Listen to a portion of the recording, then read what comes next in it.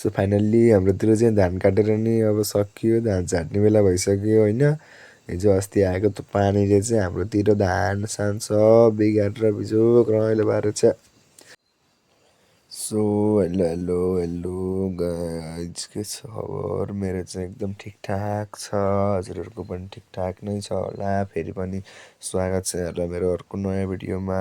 आज चाहिँ हामी हिजो दिउँसो पानी पर्थ्यो, अस्ति काटेको धान सब बिगारिदिएर घरतिरको, अनि फेरि ल भोलि नि पानी पर्ला जस्तो, त्यही भएर धान झाँटेर भ्याइदिउँ आज होइन। दिउँसो झक्क धानसान झाँटेर सकियो, अनि खाजा खाने बेला भएछ। खाजासाजा खाएर टक्क धान लगभग अब झाँटेर भ्याइदिन बरु अल्छी गरेर हुन्न धेरै भनेर धान झाँटेर नि अब सक्दिउँ भनेर सक्दिन लगाएको। फेरि धान झाँटेर त सकियो, फेरि ल अब यति बोकेर घरसम्म नि पुऱ्याइदिनु पऱ्यो भनेर फेरि ल अब लगिदिन नि पऱ्यो भनेर टक्क यत्रा बोरा झिरिप्प काँधमा हालेर हामी चाहिँ चिरिप्प घरतिर चलियो।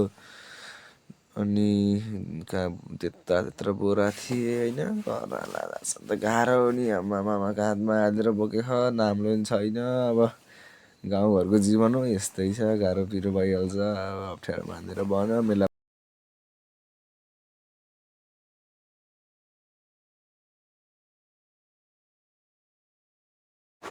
धानसान झाँटेर भ्याउँदाखेरि त लगभग रात भइसकेको थियो। राति धानसान बोकेर घरसम्म त पुर्याइयो, बल्ल पुर्याउन आँटियो।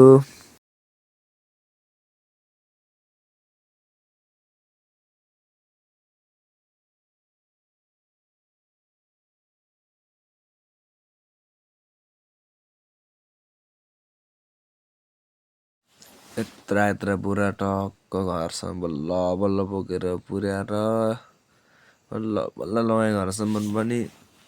अनि घर आएर डङरङ्ग फालिदिएँ बोरा, अनि टक्क लाएर हात खुट्टा धोएर म चाहिँ चिरिप्प लाएर बसेको। बेलुका खानासाना पाएको, खाना खान आइज भनेर बोलाउनु भयो। टक्क खानासाना खायौँ सबजना साथीहरू मिलेर। अनि हामी चाहिँ अब ल सुत्न पऱ्यो भनेर सुत्दिएको। Good night.